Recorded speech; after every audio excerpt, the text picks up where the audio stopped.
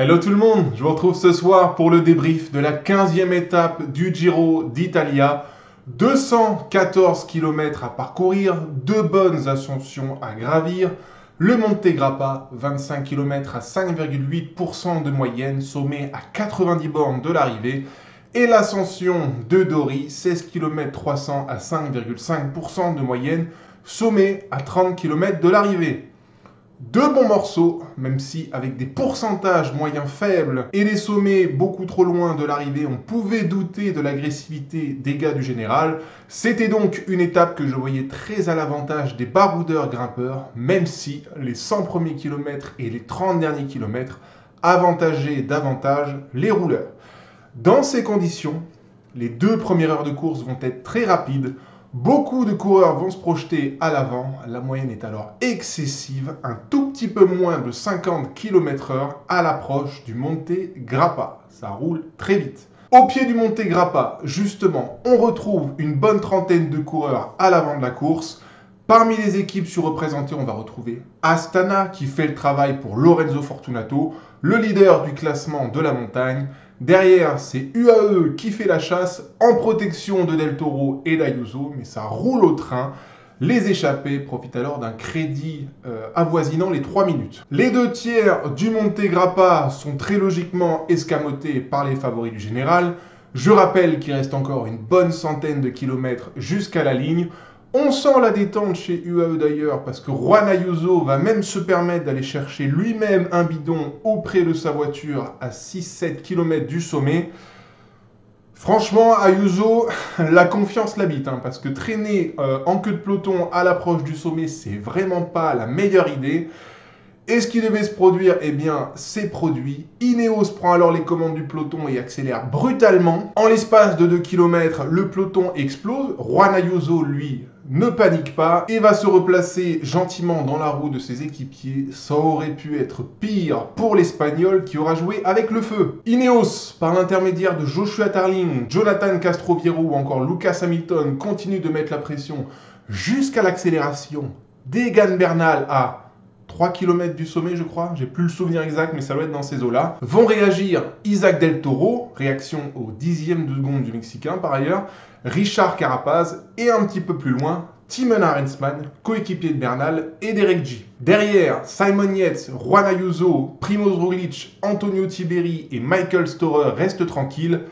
Il faut dire que dans le peloton, UAE est en surnombre et emmène gros rythme pour garder le groupe maillot rose de 5 coureurs à portée de fusil. A noter par ailleurs que dans ce groupe maillot rose, Del Toro ne collabore pas avec les 2 coureurs Ineos, Bernal et Arensman et Richard Carapaz. Les derniers kilomètres du Monte Grappa sont avalés pleine balle par les favoris qui se courent après.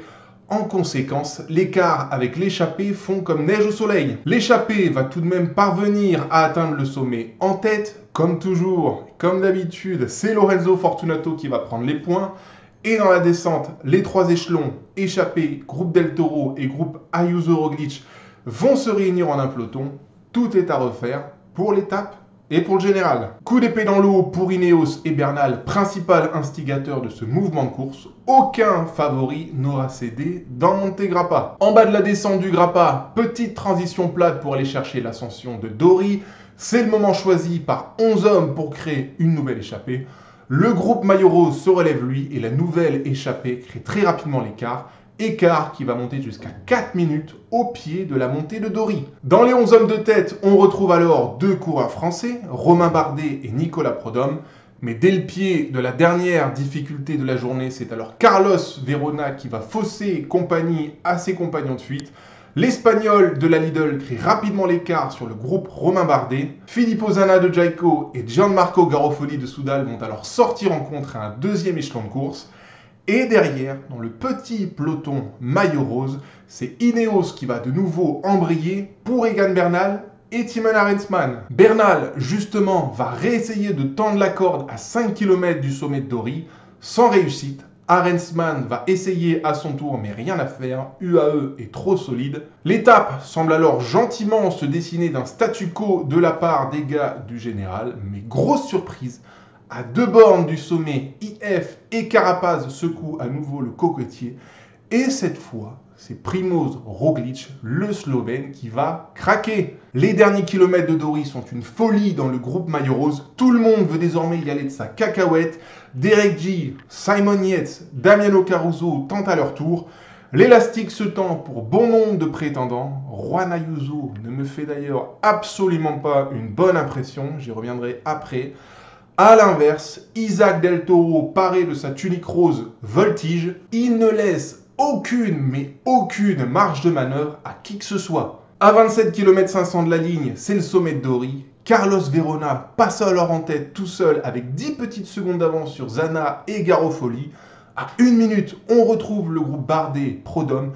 À 2 minutes, le groupe maillot rose, ou seulement qu'à l'appel parmi les favoris, Primoz Roglic. Journée galère pour le Slovène qui bascule lui à 3 minutes de Verona et à 1 minute de ses concurrents directs. Après le sommet, Carlos Verona parvient à contenir le retour de Filippo Zana et Gianmarco Garofoli qui vont eux se faire manger par le groupe Bardet Prodhomme. Derrière, la sanction est mortelle pour Primoz Roglic. Israël, Bahreïn, Visma et UAE vont lui faire la peau et se mettre à rouler de concert. Dans les derniers kilomètres, Carlos Verona s'arrache pour contenir à nouveau le retour du groupe Bardet et du groupe maillot rose. Le vétéran espagnol tient bon, résiste et vient claquer sa deuxième victoire en carrière au terme de cette 15e étape. La performance physique est redoutable de la part de Carlos Verona, équipier modèle, coureur de l'ombre. Derrière, ce sont les autres échappés qui se disputent les places d'honneur. Florian Stork est 2, Christian Scaroni 3, Bardet et Prodhomme sont 4 et 5. Zana et Garofoli, qui étaient tout proches, mais alors tout proches de manger Verona au sommet de Dori, sont finalement 6 et 7. Derrière arrive le peloton maillot rose réglé par Filippo Fiorelli.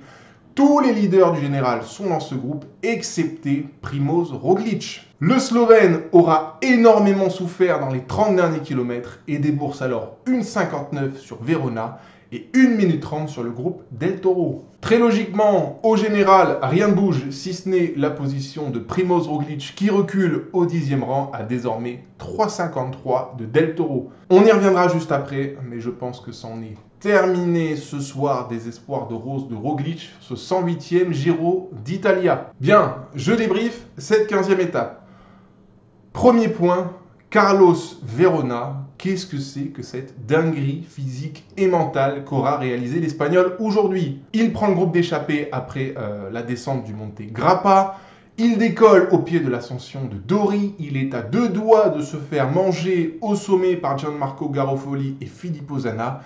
Il relance sur la partie roulante, finit avec un braquet de malade pour enterrer les espoirs des gars en poursuite derrière. Il vient claquer sa deuxième win en carrière après une étape du Dauphiné 2022, je crois me souvenir. 21-22, je sais plus. Mais il avait gagné l'étape du Dauphiné par le passé. C'est juste totalement, mais totalement mérité pour l'ensemble de sa carrière à faire le boulot pour les autres. Ce coureur a toujours eu un gros moteur et a toujours été un coureur extrêmement complet. Il l'aura montré aujourd'hui. Superbe ascension de Dori. Et que dire des 30 derniers kilomètres où il a fallu développer des capacités mentales et des capacités de rouleur hors du commun pour repousser le retour de Zana et Garofoli. Gros moteur, coureur complet, il fallait au moins ça pour gagner aujourd'hui et Carlos Verona la mérite entièrement. Au-delà de ça, on peut parler du cadre, je veux dire, le coureur est chez Lidl, on est quand même au lendemain de l'abandon de Giulio Ciccone et avec cette victoire, eh bien c'est déjà la 6e victoire de Lidl sur ce Giro après les 4 victoires de Pedersen et le chrono de Dan Hull sur la 10e étape. Lidl, clairement, ils ont la tête dure et un sens du rebond très affûté. Bravo Lidl. Bravo Carlos Verona, magnifique, magnifique effort dans le final, c'était juste très beau. Et merci pour ça. Verona, au terme de la 15e étape, c'est seulement le 3e baroudeur à aller au bout après Luc Plapp et Casper Asgreen hier. Pour en claquer une en échappée sur ce Giro, écoutez, il faut juste pondre une masterclass en fait. Ça en dit long sur le niveau du Giro cette année. Deuxième point, et c'est l'information de la journée, Primoz Roglic est le seul des coureurs à jouer le classement général qui aura perdu du temps sur ses adversaires directs. C'est la tuile pour Slovène qui n'a pas pu se cacher aujourd'hui, qui n'a pas pu cacher ses faiblesses à ses adversaires. Il faut dire que le travail de Sabdinos a été remarquable, pas que. Richard Carapaz devra aussi faire les efforts conséquent et nécessaire pour distancer Roglic. C'est d'ailleurs Carapaz qui aura mis à jour les difficultés de Roglic en cette fin de deuxième semaine. Avec le débours d'aujourd'hui, avec la condition de Roglic qui semble peu à peu décliner au terme des jours, j'ai quand même le sentiment que c'est trop tard désormais pour Roglic pour inverser la tendance. C'est pas la journée de repos de demain qui va lui permettre de se refaire la cerise et se refaire une santé pour la troisième semaine. Voilà, désormais, voir Roglic en rose à Rome, ça me paraît impossible. Pour moi, c'est mort quand tu vois la différence d'attitude entre un Del Toro et un Roglic. Pour moi, il n'y a aucun monde désormais où Roglic pourrait ne serait-ce qu'être sur le podium au terme de ce Tour d'Italie. Donc voilà, il va falloir rebondir pour le Slovène maintenant. Il reste une semaine de course. Je pense quand même qu'il peut se remobiliser pour une étape, peut-être. Mais je le répète, la tendance ne lui est absolument pas favorable. De tous les favoris restants sur ce Tour d'Italie, c'est bien lui qui est le plus dans le dur aujourd'hui. Est-ce qu'on aurait pu prévoir cela ? Et on a eu quelques indications ces derniers jours qui nous indiquaient quand même que Roglic n'était pas au mieux. Son placement dans le peloton, son attitude et ses non-réactions aux agressivités passées d'un Bernal, d'un Del Toro et j'en passe. Voilà, Roglic là il arrive, il n'a pas pu se cacher aujourd'hui et il ne pourra pas se cacher la semaine prochaine. Gagner le Tour d'Italie pour lui désormais, c'est mission impossible. Voilà, c'est mon avis. Et troisième point de ce débrief, et bien au-delà de Roglic, on peut faire un petit point quand même sur les attitudes des favoris au terme de cette 15e étape et de ce qu'on aura vu dans le Monte Grappa et dans l'ascension de Dori. Il y a un homme pour moi qui est au-dessus du lot de façon générale, c'est évidemment le leader, le Mexicain Isaac Del Toro, qui aura répondu aujourd'hui du tac au tac aux attaques de Bernal, d'Arensman, de Carapaz ou même de Derek G. Le mec est intenable, réagit au dixième de seconde avec une explosivité qui laisse totalement imaginer l'aisance du gars à ce moment-là de la course. Voilà, je le disais hier, il va falloir aller le chercher maintenant, mais jour après jour, je me rends compte que Del Toro, et au-delà du fait d'être dans la meilleure position pour gagner le Tour d'Italie désormais, est clairement celui qui montre les signes les plus favorables à l'approche d'une troisième semaine dont on ne sait pas trop comment il va réagir, mais quand on voit ses jambes du jour, difficile de voir qui peut désormais le déboulonner. Derrière, ceux qui m'ont fait aussi une excellente impression, mais un cran en dessous du Mexicain, je vais penser aux deux coureurs Ineos, Egan Bernal et Arensman. Je vais penser à Richard Carapaz d'IF. D'ailleurs, merci à Ineos et à IF de bouger un petit peu les lignes dans ce Giro. Voilà des équipes qui n'attendent pas la troisième semaine pour essayer de déboulonner et de concurrencer les UAE Ayuso et Del Toro. Donc merci pour les mouvements de course, Richard Carapaz et Ineos dans son ensemble, avec surtout Egan Bernal et Thymen Arensman. Ça nous a donné beaucoup de spectacles aujourd'hui, c'est à eux qu'on le doit. Et c'est à eux qu'on doit également la défaillance de Primoz Roglic. Voilà, donc ça valait le coup d'essayer. Roglic est out ce soir et c'est Bernal, Arensman, Carapaz qui ont mis à nu les difficultés de Roglic. Autre coureur qui me paraît très bien aux côtés d'Egan Bernal, Arensman et Richard Carapaz, c'est évidemment Derek G.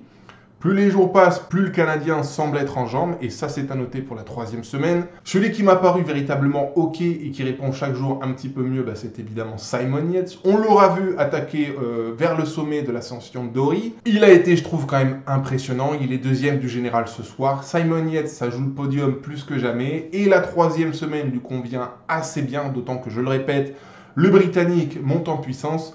Ce qui par contre me semble gentiment décliner jour après jour, on va parler évidemment de Michael Storer ou encore d'Antonio Tiberi, qui souffre peut-être aussi de sa mauvaise chute d'hier.